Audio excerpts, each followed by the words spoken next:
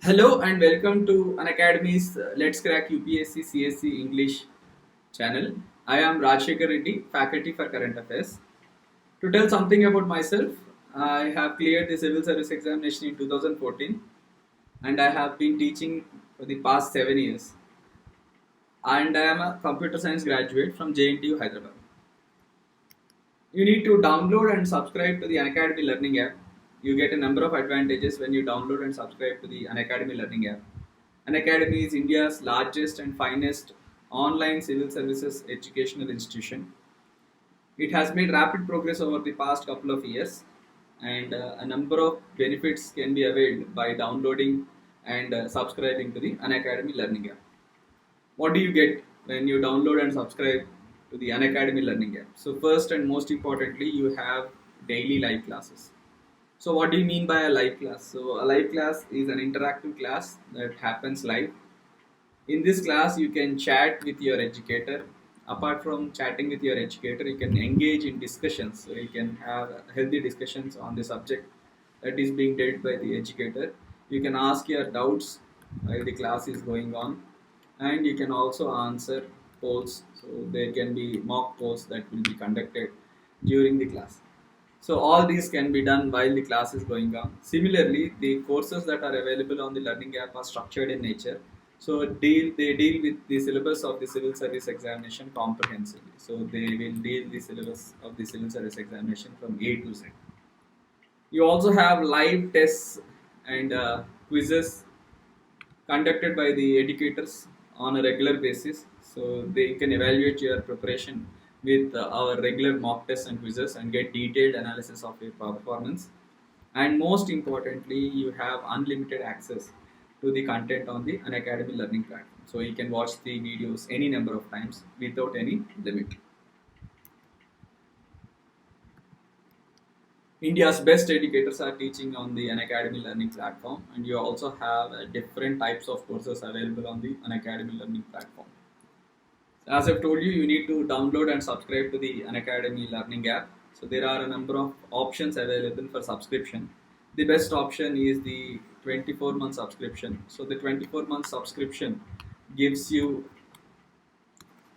a 67% discount. So 67% discount can be availed by subscribing for 24 months. So you can get an additional 10% discount if you use my code RRUPSC. So please use this code RRUPSC when you subscribe to the Unacademy Learning app. So the final transaction cost will be for 57,600 rupees for a period of 2 years, and you can compare this with any other institute in the country. This is the cheapest and the best possible price that you can pay for civil services coaching. So please subscribe using my code RRUPSC and let's crack it. So we will continue with the topics. As you already know, that we have started a series called Top 200 Topics in Current Affairs. So this is a series of lectures, and they will be covering around 200 topics. Around 200 topics will be covered in this series of lectures. So we have already dealt with 30 topics, and we will be dealing with the following 5 topics in today's class. So we will be dealing with a very prominent international institution called the International Court of Justice and the developments with respect to International Court of Justice in 2 different cases. So one is a case pertaining to Qatar and the other is a case pertaining to Myanmar. Then we will look at a dam that has become very controversial in the recent period. This dam is called the Grand Ethiopian Renaissance Dam. Then we will also look at a peace agreement which was signed in January 2020. This is called the Brew Quadripartite Agreement. So we will look at the features of this agreement. And we will also look at a development in the field of space research, that is SpaceX. So these are the 5 topics that will be dealt in today's class. So if you have any doubts with respect to these topics, you can call me at this number 767393990. So please call me at this number for clarifying your doubts. So let us start with the first topic for today's class. So what is this issue with Qatar? So this is a very important topic, especially for your prelims examination. So we'll have to go back to the year 2017. In 2017, some important developments have taken place in the Middle East, and these developments have yielded a result very recently. So 3 years ago, in June 2017, an air, land, and sea blockade was imposed on Qatar by four Arab countries.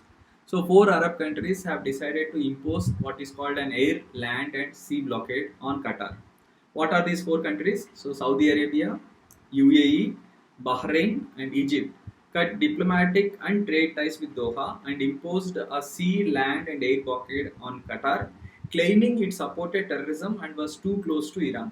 So, on what grounds have they imposed these restrictions? So, there are two grounds which are stated by these four countries. The first is support of terrorist organizations and individuals by Qatar, and the other important reason is the close relations that Qatar has with Iran. So these are the two grounds on which these four countries have decided to cut their diplomatic and trade ties and impose an air, land, and sea blockade. Yemen, Maldives, and Libya's eastern-based government later followed suit. So these countries, Yemen, Maldives, and Libya, followed these four countries, and they have also imposed restrictions on Qatar. So these four countries, that is Saudi Arabia, UAE, Bahrain, and Egypt, followed the decision to cut off their diplomatic and trade ties with some other measures. Three countries, namely Saudi Arabia, UAE, and Bahrain, have given Qatari citizens 14 days to leave their territory and banned their own citizens from traveling to or residing in Qatar. So, as you all know, in the Middle East, citizens belonging to one country live in the other country. There are lakhs and lakhs of people who live like that. So, after imposing these restrictions, all the countries, that is Saudi Arabia, UAE, and Bahrain, they have given Qatari citizens 14 days to leave their territories. So, they were asked to leave these countries within 14 days, and they did not allow their own citizens to go to Qatar. So, this is something which is unprecedented in the history of the Middle East. In addition, Saudi Arabia, UAE, Bahrain, and Egypt closed their airspace to Qatari aircraft and said foreign airlines would have to seek permission for overflights to and from Qatar. So, Saudi Arabia, UAE, Bahrain, and Egypt have decided to close their airspace. So, Qatar Airways, which is the national carrier of Qatar, was denied permission to use the airspace of these countries, and foreign airlines who operated to and from Qatar must have taken the permission from these four countries if they wish to use their airspace. So this is also something which is unprecedented. Qatar is having a land border with only one country, that is Saudi Arabia, and that land border has also been sealed by Saudi Arabia, and ships which are flying with a Qatari flag were also not allowed to dock at many of these airports belonging to these four countries. So they have imposed a wide range of restrictions. So air, land, and sea blockade has been imposed by these four countries on Qatar. The reason is very simple. So the reason is the support of Qatar to terrorism and its close ties to Iran. Though the four countries have imposed restrictions on Qatar, two other countries have not followed these restrictions. So these two countries are Kuwait and Oman. So both Kuwait and Oman, which are part of Gulf Cooperation Council, have not imposed these restrictions. In fact, Kuwait has offered to mediate in the dispute. So Kuwait has offered to mediate between Qatar and Saudi Arabia. Saudi Arabia is generally regarded as the leader of this group. So they have offered to mediate between Qatar and Saudi Arabia. Qatar rejected the claims made by the four countries and said that there was no legitimate justification for the severance of relations. So Qatar reacted by saying that there is no legitimate justification behind these restrictions, and there is no need for the severance of relations between the countries of the Middle East with Qatar. So as you can see, here is the map of the Arabian Peninsula along with Egypt. So you can see Qatar here. So Qatar is marked in the green color. So Saudi Arabia is located here. You have Kuwait, Bahrain, Qatar, United Arab Emirates, Oman, Yemen, and Egypt. So four countries have decided to impose restrictions on Qatar. You can see here there is one more image of the Arabian Peninsula. So you can see here that Qatar shares its land border only with Saudi Arabia. And this land border is very very important because most of the food supplies to Qatar come through this land border. On June 22nd, 2017, so after a couple of weeks, a 13-point list of demands was presented to Qatar by these countries. So they actually demanded Qatar to implement some 13 demands. So these demands were made to Qatar, and if Qatar accepted these demands, then the restrictions would be lifted. So that is the announcement which was made by these four countries. So on June 22nd, 2017, a 13-point list of demands was presented to Qatar. In return for ending restrictions, they had told the Emirate to curb diplomatic ties with Iran and close its diplomatic missions. So this is very very important. So they were asked to close the diplomatic ties with Iran and close down its diplomatic missions in Iran. They were asked to sever all ties to terrorist organizations and hand over terrorist figures. So whoever has been designated as a terrorist organization by Saudi Arabia and its allies, if they have a close relationship with Qatar, then Qatar must sever all those ties with these terrorist organizations and hand over the terrorist figures. Stop all funding for individuals or organizations designated as terrorists by the Saudi Arabians, UAE, Egypt, Bahrain, USA, and other countries. So they have to stop funding to various individuals as well as organizations designated as terrorists by Saudi Arabia, UAE, Egypt, Bahrain, USA, and the United States of America.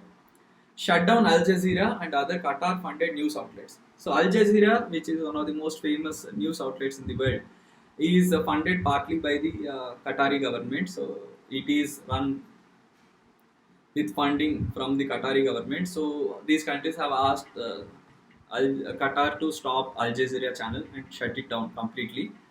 Qatar also enjoys a very close relationship with Turkey. So, they wanted Turkey and Qatar to stop what is called joint military cooperation. So Turkey actually has enmity with Saudi Arabia.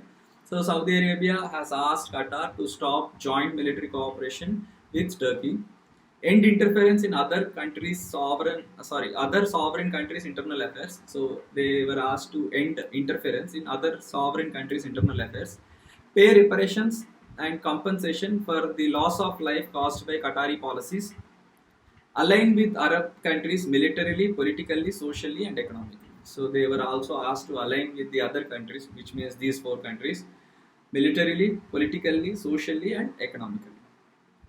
Qatar reacted by refusing to comply with this list of 13 demands, saying that it would not agree to any measures that threatened its sovereignty or violated international law. So, by agreeing these demands, Qatar says that they will be compromising on their sovereignty, which they will not allow. So, they have decided not to accept these demands. In July, in the next month, what happened was diplomats from the four nations said they were no longer insisting Qatar comply with the demands and instead wanted it to commit to 6 broad principles. So, they did not insist on the implementation of all the 13 demands, but they wanted Qatar to agree on some broad principles. So, what are those broad principles? They include combating terrorism and extremism, denying financing and safe havens to terrorist groups, stopping incitement to hatred and violence, and refraining from interfering in the internal affairs of other countries. So, they were asked to combat terrorism and extremism, deny financing and safe havens to terrorist groups, stopping incitement to hatred and violence, and refraining from interfering in the internal affairs of other countries. However, by 30th July 2017, the demands have been reinstated and there has been little progress towards a resolution since then. So, but again, once again, they started asking to implement these demands, so these 13 demands, and once again, it was back to square one. So, there has not been much progress in resolving this particular dispute.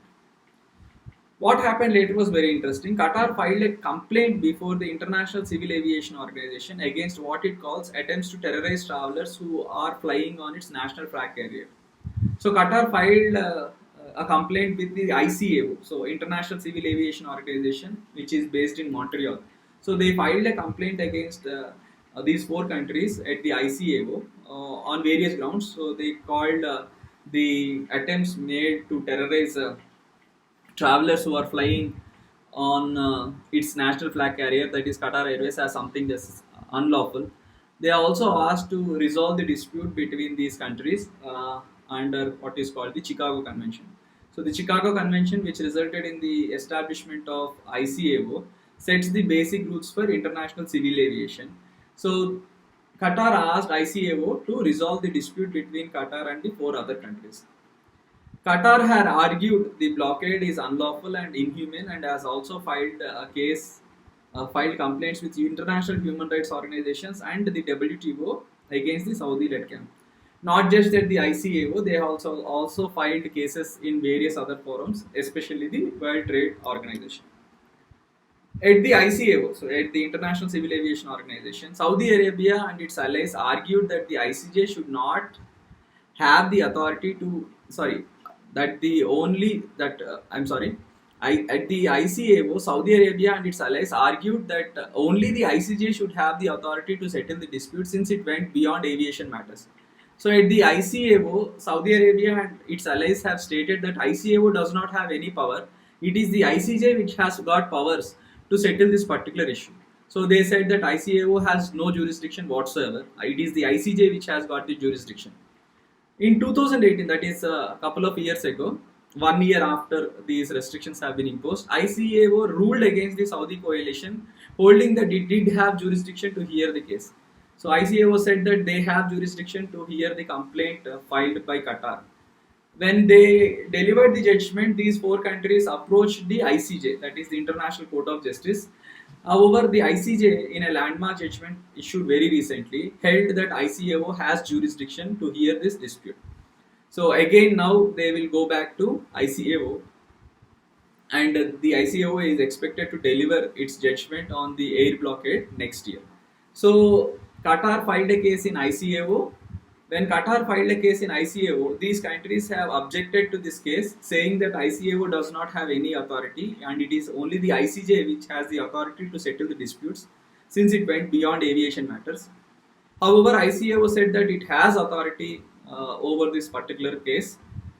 When they gave a judgment, these countries have approached the ICJ, and very recently the ICJ has delivered a judgment, and they stated, the ICJ has stated that ICAO has jurisdiction over this particular issue, and ICAO is expected to deliver its judgment by next year. So this is something which is very, very important.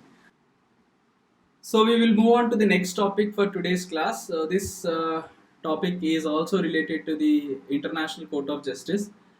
This is a different case which was brought before the International Court of Justice, and this case pertains to the atrocities committed on the Rohingya Muslims by the Myanmarese army, which is popularly called the Tatmadaw. So before starting today's topic, that is the issue of Myanmar, I must tell you something about the ICJ. So International Court of Justice is one of the 6 principal organs of the United Nations. So there are 6 principal organs of the United Nations. They are United Nations General Assembly, United Nations Security Council, United Nations Secretariat, Economic and Social Council, the Trusteeship Council.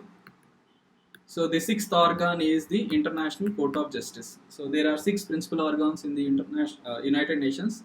So these are the 6 principal organs. So United Nations Security Council, United Nations General Assembly, United Nations Secretariat, Economic and Social Council, then we have the Trusteeship Council, which is now not functioning, and the International Court of Justice.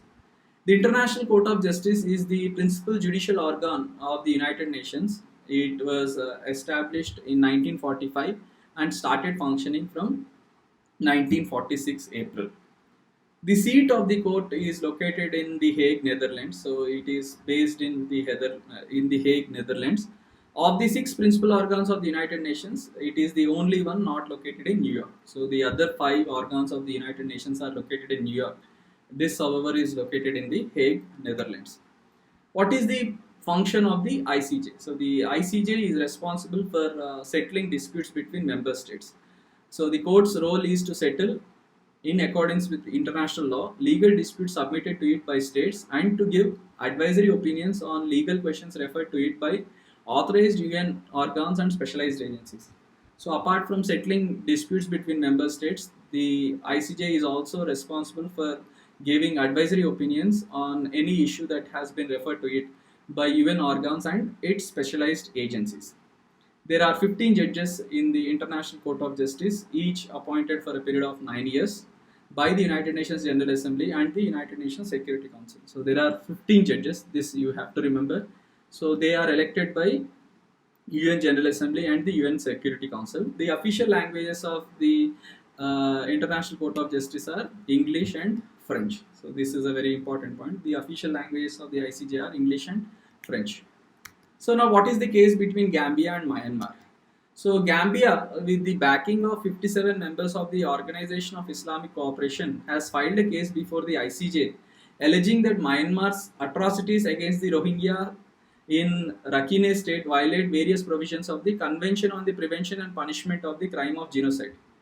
So, as you all know, in the year 2017, the army of Myanmar committed serious crimes against the Rohingya Muslims. So, this has resulted in as many as 8 lakh people fleeing Myanmar, and they mostly went to Bangladesh. They wanted to come to India, but India did not allow Rohingyas to come to India and take refuge here. So, they went to Bangladesh. So it is alleged that they have committed several acts which amount to genocide, and this issue was brought before the ICJ by Gambia. So Gambia is a country located in Africa, and they, with the support of the Organization of Islamic Cooperation, has filed a case before the ICJ on the ground that Myanmar has violated the Genocide Convention. Gambia, which ratified the convention in 1978, brought the case under Article 9 of the convention, which allows for disputes between parties relating to the responsibility of a state for genocide and related acts to be submitted to the ICJ by any party. So, any party can file a case before the ICJ against any other party under Article 9 of the Genocide Convention. The ICJ previously confirmed that all member states of the convention have a duty to prevent and punish genocide.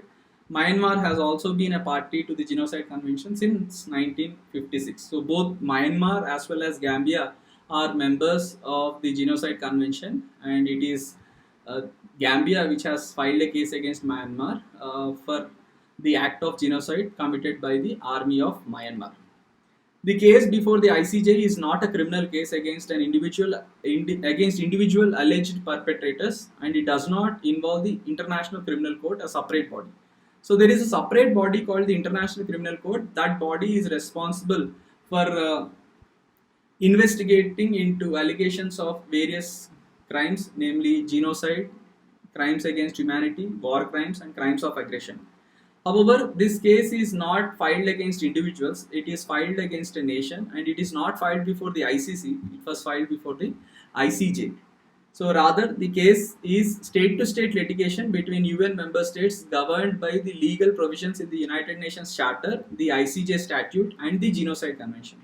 So these three international agreements form the basis for this particular case which Gambia has brought against the Myanmar. Gambia's filing marks the first time that a country without any direct connection to the alleged crimes has used its membership in the Genocide Convention to bring a case before the ICJ. So this is an unprecedented event. So Gambia has filed a case, and this this country has become the first country to file a case against another country without any direct connection to the alleged crimes. So Gambia has no connection whatsoever to the crimes committed by the army of Myanmar against Rohingyas. But since the Genocide Convention allows a member state to file a case against another member state, so they have filed a case.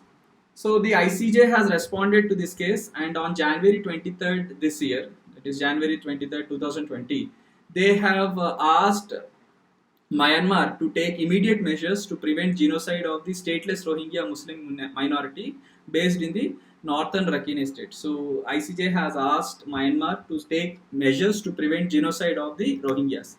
The court indicated 4 specific provisional measures in this regard as requested by the Gambia in its November 11, 2019 application to the ICJ seeking proceedings against Myanmar for violating the 1948 Genocide Convention. So, what has the ICJ specifically told Myanmar? So, we'll have to check the four provisional measures that ICJ has asked Myanmar to implement in this regard. So the ICJ directed Myanmar to take all measures in its capacity to prevent the commission of genocidal acts against the Rohingya. So first, most importantly, ICJ has asked Myanmar to take all measures in its capacity to prevent the commission of genocidal acts against the Rohingya. Second, ensure that its military and allied entities do not commit any genocidal acts against the Rohingya. Third, ensure that all evidence relating to the allegations of this case are preserved. So all evidence must be preserved. And lastly, they have to submit, that is, Myanmar has to submit a compliance report within 4 months and thereafter every 6 months until the final verdict is delivered. So they have to submit a compliance report within 4 months and thereafter every 6 months they have to submit a report till the final verdict is delivered by the International Court of Justice. So this is something which is very very important. So we have seen ICJ in two different contexts. One is with respect to Qatar and others, and the other is the case between Gambia and Myanmar. So ICJ can be asked in the examination. So please be thoroughly prepared with respect to ICJ and the recent developments that have taken place with respect to ICJ. Moving on to the next topic. The next topic is a dam hydel project that has been in the news. So this dam is called the Grand Ethiopian Renaissance Dam. So GERD. So GERD stands for Grand Ethiopian Renaissance Dam. So this is a dam which has been built by Ethiopia, as the name indicates. Grand Ethiopian Renaissance Dam is built by Ethiopia, and this has been built on what is called the Blue Nile River. So this is a dam built on Blue Nile River. Blue Nile is one of the tributaries of the Nile River. It is the second largest tributary of the Nile River. The largest tributary of the Nile River is the White Nile. However, Blue Nile contributes to more than 80% of the waters of the Nile River. So more than 80% of the water supply to the Nile River is from the Blue Nile. So they have, that is, Ethiopia has constructed a dam on this particular river. You can see here in this image that this is the location of the dam. So it is located very near to the border between Ethiopia and Sudan. So it is located just 15 kilometers away from the border between Ethiopia and Sudan. So this border, this dam has created a huge controversy between these three countries: Ethiopia, Sudan, and Egypt. So Ethiopia wants to build this dam and fill the reservoir that is located behind this dam, and they want to generate a lot of power. There is a target of generating as much as 6,450 megawatts of power. So Ethiopia wishes to produce 6,450 megawatts of power, and they want to use this power to lift millions out of poverty. So there are number of people who suffer from poverty in Ethiopia, and they wish to bring these people out of poverty. But this dam has created a huge controversy, and it has been discussed at various international forums, including the African Union. So what has actually happened? So we will see here. So Egypt, Sudan, and Ethiopia have been negotiating for nearly a decade to reach an agreement on key outstanding issues relating to the impact of the $4.6 billion Grand Ethiopian Renaissance Dam on their water security. So all these three countries have been negotiating for more than a decade. So the construction of this dam was started in the year 2011. So you have to remember this year. 2011 is the year when the construction of this dam started. Nearly 70% of this dam is over, and now Ethiopia wants to fill the reservoir of this dam. So the three Nile Basin countries are continuing to engage in diplomatic talks with Ethiopia, repeatedly saying that it will start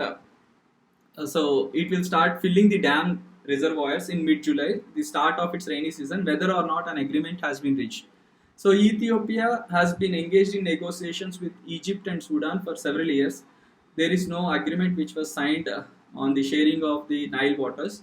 But Ethiopia has said that with or without an agreement, they wish to fill the reservoir from mid-July, that is very soon, they will be filling the reservoir. Egypt and Sudan, on the other hand, insist that binding agreements are needed to secure their future interests and water security and must be agreed prior to the filling process. So, Egypt and Sudan, however, have asked Ethiopia to first sign agreements which will protect their future interests and water security, and only then start the process of filling the reservoir. Egypt, as you all know, is a desert state which sits downstream the Nile River, and it depends on the Nile River for meeting the household water requirements as well as the requirements for agriculture, and it is extremely vulnerable to the changes in the water flow upstream. So Egypt is a country which is located in a desert region, and it is dependent heavily on the Nile River for both the domestic water requirements as well as water requirements for agriculture. Traditionally, Egypt actually benefited from the Nile River, so it actually had significant share of the waters of the Nile River, and this was because of two treaties which were signed in the past. These treaties are the 1929 Anglo-Egyptian Treaty and the 1959 Nile Water Agreement between Egypt and Sudan. So traditionally, Egypt had a lion's share of the waters of the Nile River, and this share was given to Egypt because of two water agreements which were signed, that is the 1929 Anglo-Egyptian Treaty and the 1959 Water Agreement between Nile Water Agreement between Egypt and Sudan. However, in recent years, upstream countries like Ethiopia have started challenging Egypt's monopoly, thereby making the river a regular source of conflict over water rights and distribution. However, in recent years, many upstream countries, especially Ethiopia, have started demanding a greater share of the waters of the Nile River, thereby making River Nile as a regular source of conflict over the water rights and distribution. So I have given a description of this particular image. Construction of the dam, as I have told you, began in 2011 and is more than 70% complete. Upon completion, it will be the biggest hydel project in Africa, capable of generating 6,450 megawatts of electricity. All the electricity generated will be fed into the national power supply network, which in turn is expected to spur Ethiopia's economic development. So, this project, according to Ethiopia, is aimed at promoting economic development and bring millions out of poverty. The most fundamental point of contention is the time frame and the pace of filling up the 74 billion cubic meter reservoir behind the dam. So there are disagreements over how to fill the reservoir that is associated with this particular dam. This is a huge reservoir. It is said that the reservoir extends over area which is equal to Greater London. So with the construction of the dam nearly complete, Ethiopia is eager to begin the process of filling up the reservoir as early as July during this year's rainy season. Egypt insists that the timeline be extended and fears that any rapid filling of the upstream of the river reservoir in upstream Ethiopia could cause a drastic reduction in water supplies downstream. Ethiopia, the source of 85% of Nile's water and the manager of the Grand Ethiopian Renaissance Dam, is primarily concerned about its own pressing energy needs and the potential of the dam to lift millions out of poverty. So Ethiopia has got its own concerns. They want to bring millions out of poverty and they want to fill the reservoir as early as possible. Once operational, they will have a surplus power and they will be sharing this surplus power with the neighboring country of Sudan also.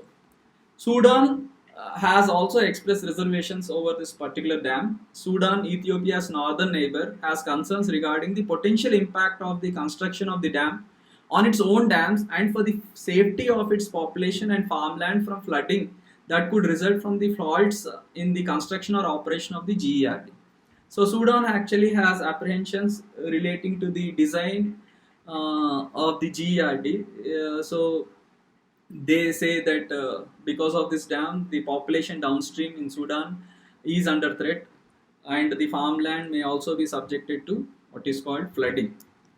The speed of filling of the dam will potentially have an immediate effect on Egypt. If it takes 5 years to fill the dam, it will reduce Egypt's water supply by 36% and destroy half of Egypt's farmland. So this is something very, very important. If the dam reservoir is filled, it will take 5 years to fill the entire reservoir, and if this is done, as much as 36% of the water supply to Egypt will reduce, and it will destroy as much as 50% of Egypt's farmland.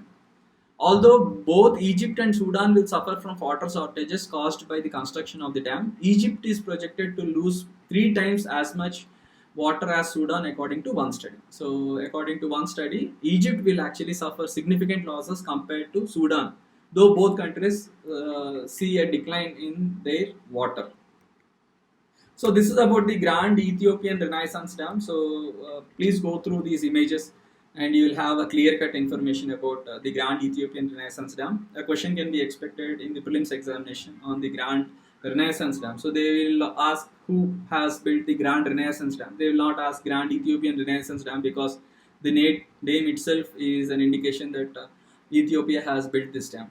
So you just go through this. This will be sufficient for you, and it will be asked only in the prelims. I don't think it will be asked in the mains examination. So next we will move on to a development that has taken place in the month of January this year. This is a very important development which aims at promoting peace in the northeastern part of India.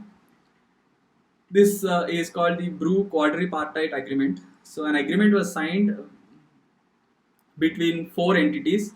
So that is the reason why this agreement is called the Quadripartite Agreement. So what is this Quadripartite Agreement? Bru Quadripartite Agreement. What are the features of this agreement? So we will see the features of this particular agreement in this lecture. So a quadripartite agreement signed on January 16th allowed some 35,000 Bru tribal people who were displaced from Mizoram and are living in Tripura as refugees since 1997 to settle permanently in Tripura. So this is an agreement which aims to settle as many as 35,000 Brus who have been displaced from Mizoram to settle permanently in Tripura. So this agreement allows some 35,000 Bru tribal people to settle permanently in Tripura. They have been displaced from their native state of Mizoram. So this was signed between four entities. I have already told you this is a quadripartite agreement. So the four entities are the central government, the state government of Tripura, the state government of Mizoram, and the representatives of Bru organizations which have signed this agreement. So the representatives of Bru organizations, the state government of Mizoram, the state government of Tripura and the central government have signed this agreement. There are mixed reactions to this agreement. Some have welcomed this agreement, whereas others have expressed apprehensions over this particular agreement. So we will see what are the advantages and disadvantages of this particular agreement in a short while. So, but we need to know who are the Brus and how did they become internally displaced. This is very important. So, who are Brus and how did they become internally displaced?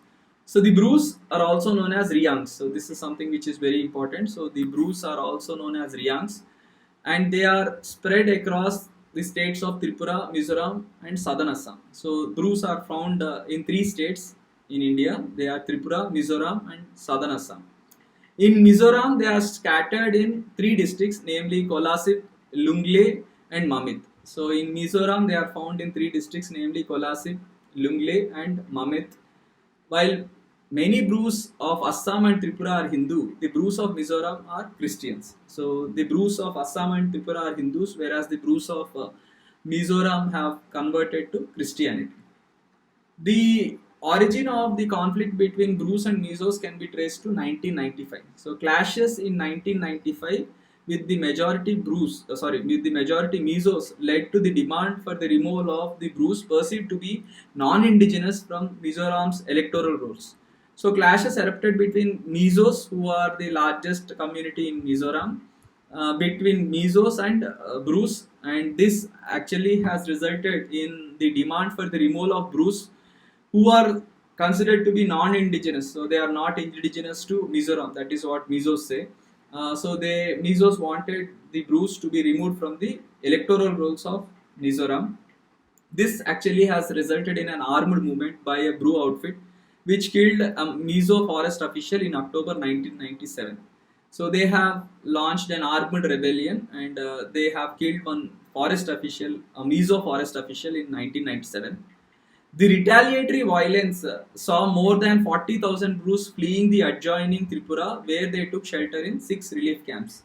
So the violence on Bruce resulted in their displacement from Mizoram, and they were forced to settle in relief camps in Tripura in 1997. So this is an event which dates back to 1997. So 23 years ago this event has occurred. So this is the map of Mizoram. You can see here the three districts where the Bruce are concentrated: Kolasip, Mamit and Lunglei. And from these three districts they have been forced to settle in refugee camps in the neighboring state of Tripura. Have there been efforts to repatriate them? So have there been any efforts to send them back to Mizoram? Yes, there have been a number of efforts. The central and the two state governments involved made 9 attempts to resettle the Bruce in Mizoram. So till date there have been 9 attempts to resettle the Bruce in Mizoram. The first was in November 2010 when 1622 Bru families with 8,573 members went back. So in the first attempt, some 8,573 members of the Bru community went back to Mizoram. However, after this development, an organization called Young Mizo Association objected to the repatriation of Brus in Mizoram. So, protests by Mizo NGOs, primarily the Young Mizo Association, stalled the process in 2011, 12, and 15. So, subsequent attempts to repatriate the Brus in Mizoram were stalled by Mizo associations. The center spent close to 500 crore rupees for relief and rehabilitation until the last peace deal was brokered over 3 years since 2015. So the last peace deal was brokered in 2018. So before that, a peace deal was signed in 2015. A final package of 435 crores was arrived at in July 2018, and it involved Mizo NGOs besides the government's consent. So this time in 2018, they have decided to take the Mizo NGOs on board to help conclude an agreement to settle the Bruce in Mizoram. So what is this 2018 agreement, and what are the features, and why did it not work out? So it actually failed to resettle the Bruce in Mizoram. So this package, which was announced in 2018, covered as many as 32,876 members of 5,407 Bru families. So this package covered as much as 33,000 members of the Bru tribal community.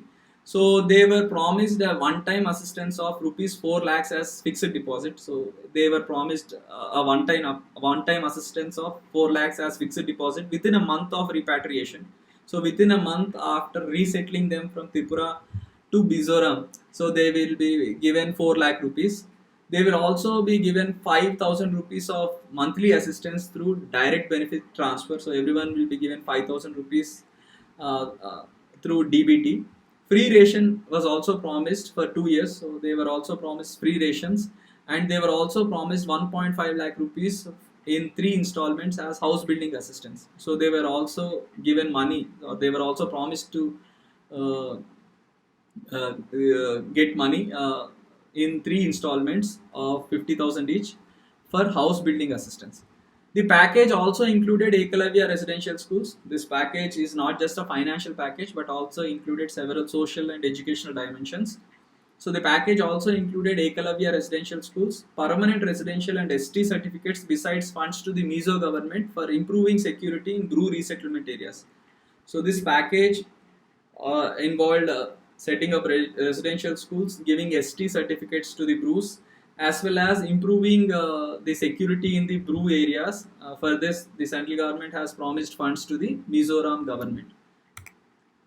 The refugees were given a deadline, that is September 30th, to move or face harder times at their relief camps. So this package was announced in July 2018, and they were given deadline till the end of September to accept or face harder times in the relief camps. However, only 328 families, that is 1369 individuals, accepted the offer and went back to Mizoram at the time. So only 328 families went back to Mizoram and accepted this offer.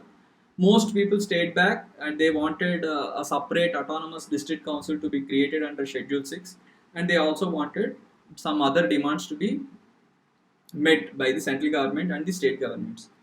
Now, the final settlement has been announced in January 2020. So, seeking to put an end to the 23-year-old Bru Riang refugee crisis, A quadripartite agreement in January 2020 was signed among the center, state governments of Tripura and Mizoram and Bru Riang representatives to facilitate permanent settlement of Bru refugees in Tripura. So this agreement aims at settling the Bru refugees not in Mizoram but in Tripura. So what are the highlights of this agreement? So under the new agreement, around 34,000 Bru refugees will be settled in Tripura and would be given aid from the center to help with their rehabilitation and all-round development. So 34,000 Bru refugees will be settled in Tripura and the central government will help them with aid in order to rehabilitate them and promote their all-round development. These people would get all the rights that normal residents of the states get, and they would now be able to enjoy the benefits of social welfare schemes of the central and state governments. So they will get the benefits that the other normal residents of Tripura get. So they will enjoy equal status as the residents of Tripura, and they will also benefit from various welfare schemes of the central government and the state government. Under the new agreement, each of the displaced families would be given 40 by 30 square feet residential plots. So they will be given a 1200 square feet residential plot. So every family will be given 1200 square feet of residential plot. This is in addition to the promises which were made in 2018. So in 2018, as I have already told you, every family will be given 4 lakhs rupees as FD. Fixed deposit will be given within 1 month of repatriation. So this is included in this package also. 5,000 rupees cash aid will be given per month for 2 years, and free ration for 2 years, and 1.5 lakhs aid to build their house. So this agreement has been accepted by many Brus, and this has actually brought this issue, that is the Bru Riang refugee crisis, to an end. However, there are some drawbacks to this particular quadripartite agreement. So firstly, the demand for an autonomous development council on the lines of the Tripura Tribal Areas Autonomous District Council was, however, not accepted. So the Brus wanted an autonomous district council for the Brus under Schedule 6 of the Constitution of India, but this demand has not been accepted. The displaced Brus who returned to Mizoram have already begun demanding a package equivalent to the one those who stayed behind in the Tripura relief camps would be getting. So the Brus who have gone back to Mizoram are now demanding that they also wish to get the same benefits which the people in Tripura are actually getting. So the people who are in the Tripura relief camps are getting must be given to those people who have already returned back to Mizoram. That is what these displaced Brus have been demanding. Conflicts have already started between the Brus and the local Bengali non-tribal people. So the local non-local issue has already erupted in this region, and it is said that this agreement will set a very bad precedent. This will encourage ethnocentric states to eject minorities of all hues. So minorities will be ejected from other states also, and this package actually sets a very bad precedent with respect to ethnocentric states of India. So this is the Bru quadripartite agreement. So this is something which is important, a development that has taken place in January 2020, something which is very important for this year's prelims examination. So you need to know the features of the agreement that was signed between the 4 entities. Then we will move on to the last topic for today's lecture. So we will study about an organization called SpaceX and the achievements of SpaceX in the recent period. So on 31st May, 2 American astronauts flew to the International Space Station, the world's only space-based laboratory located about 400 kilometers from the Earth, in a journey that has been undertaken several hundred times earlier. So 2 American astronauts flew to the International Space Station on 31st May. This is something not new because many astronauts have gone to the International Space Station and have come back successfully to Earth. So what is the speciality in this particular space flight? So however, the event generated tremendous excitement around the globe, not because of any special technological achievement, but because of the agency that facilitated the trip. So this event has actually generated a lot of excitement around the globe, not because of any special technological achievement, but because of the agency that facilitated the trip. It was for the first time that astronauts used a spaceship built and launched by a private company, and the event is widely seen as the beginning of a new era in space exploration. This is very, very important. This is for the first time that astronauts used a spaceship built by a private company to go to the International Space Station, and this event is seen as a beginning of a new era in space exploration. So this is for the first time that astronauts have used a private spaceship to go to the International Space Station. Two NASA astronauts, Robert Behnken and Douglas Hurley, flew on board a spaceship named Crew Dragon. So this is very important. You need to remember the name Crew Dragon. This is the name of the spaceship. So two astronauts, Robert Behnken and Douglas Hurley, flew to the International Space Station on a spaceship called Crew Dragon.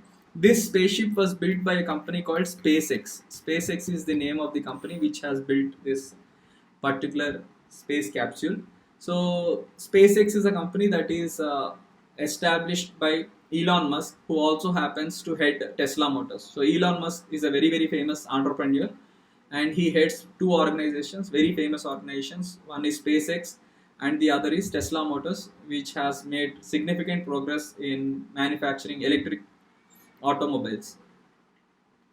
The rocket that was used to take the Crew Dragon capsule is called Falcon 9. So Falcon 9 is the name of the rocket that has been used by SpaceX to take Crew Dragon to the International Space Station, and the name of the mission is called Demo 2. So Demo 2 is the name of the mission which actually took these two astronauts to the International Space Station. So as the name implies, Demo 2 is the second time SpaceX launched its Crew Dragon capsule to the International Space Station. But unlike Demo 1, which was carried out last year, this time two astronauts have been on board.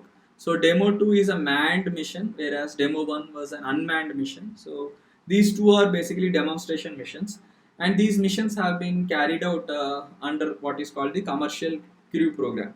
So this is the Crew Dragon capsule. You can see here Dragon written. So there are two variants to the Dragon space capsule. One is the Crew Dragon and the other is the Cargo Dragon. Both have been developed by SpaceX. So what is SpaceX? So what is this organization which is in the news? So SpaceX stands for Space Exploration Technologies Corporation. So Space Exploration Technologies Corporation, or simply SpaceX, is an American aerospace manufacturer and space transportation services company headquartered in Hawthorne, California. So this is a company based in Hawthorne, California. It was established in 2002 by Elon Musk, and the goal of this organization is to reduce space transportation costs to enable colonization of Mars. So this is a very interesting goal. So when it was established, they have set a goal of reducing space transportation costs to enable the colonization of Mars. SpaceX has developed several launch vehicles.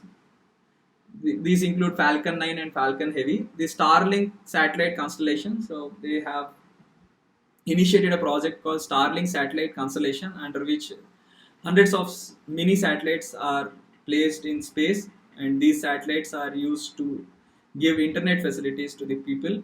And they have also developed the Dragon spacecraft. As I've already told you, there are two variants to the Dragon spacecraft. One is called the Crew Dragon and the other is Cargo Dragon. So these are the two variants of the Falcon launch vehicle, Falcon 9 and Falcon Heavy. So Commercial Crew Program is the program under which these missions have been launched, Demo 1 and Demo 2. So the Commercial Crew Program is a human spaceflight program that is funded by the US government and is administered by NASA, through which private vendors are to develop and operate vehicles to carry US and international astronauts to and from the International Space Station. So this program was specifically started by the US government to allow private vendors to develop space capsules to carry US and international astronauts to and from the International Space Station. So this is something which you need to note. You need to know something about the International Space Station. The International Space Station is a space station in the low Earth orbit. So this is located in the low Earth orbit, that is approximately 400 kilometers above the surface of the Earth.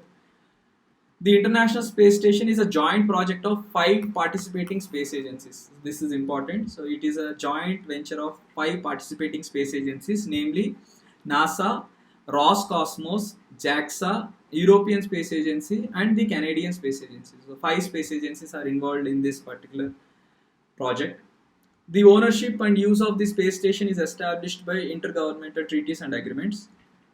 The ISS, that is the International Space Station, serves as a microgravity and space environment research laboratory in which crew members conduct experiments in biology, human biology, physics, astronomy, meteorology, and other fields. So, this space station acts as a laboratory to conduct experiments on various subjects like biology, human biology, physics, astronomy, meteorology, and other fields. The station is suited for testing of spacecraft systems and equipment required for missions to the Mars and Moon. So it is also acting as a platform to test systems for missions to Mars as well as the Moon. The ISS maintains an orbit with an altitude of 400 kilometers by means of reboost maneuvers using the engines of VESDA module or the visiting aircraft. So they have to maintain a specific altitude of 400 kilometers, and this is done by a series of reboost maneuvers or through the help of the visiting spacecraft. It circles the Earth in roughly 92 minutes and completes 15.5 orbits per day. So they complete as many as, that is, the ISS completes as many as 15.5 orbits per day around the Earth. This station, that is the International Space Station, has 2 components. One is called the Russian orbital segment and the other is called the US orbital segment. Russian orbital segment is operated by Russia, whereas the US orbital segment is operated by USA and is shared by several other countries. So other countries also share the US orbital segment. You must remember this Soyuz aircraft. So the Soyuz spacecraft is the only spacecraft that is now operational, which carries astronauts to the International Space Station. The Soyuz is a Russian spacecraft. The Soyuz carries people and supplies to and from the International Space Station. The Soyuz can also bring people back to Earth. At present, it is the only spacecraft which carries people to the International Space Station. Earlier, the US had a program called the Space Shuttle Program, which also carried astronauts to the International Space Station, but they have discontinued that program, if I am not wrong, in 2011. So this program was discontinued. So now Americans are also dependent on the Russian Soyuz spacecraft to take astronauts to the International Space Station. So this dependence on the Russians will be reduced significantly as SpaceX has successfully carried out Demo 2 mission. So in the future, American astronauts will be taken to the International Space Station by SpaceX. So this is about SpaceX and the other related developments. So if you like the video, please like, comment and subscribe. You can call me at any time at this number 767-3939-090. Please use my code RRUPSC. So if you want to get an additional 10% discount, so please use this code for getting a 10% additional discount while you download and subscribe to the Unacademy Learning app. You can also follow me on Telegram at this ID Rajasekhar Reddy K. So thank you for listening. Have a great day.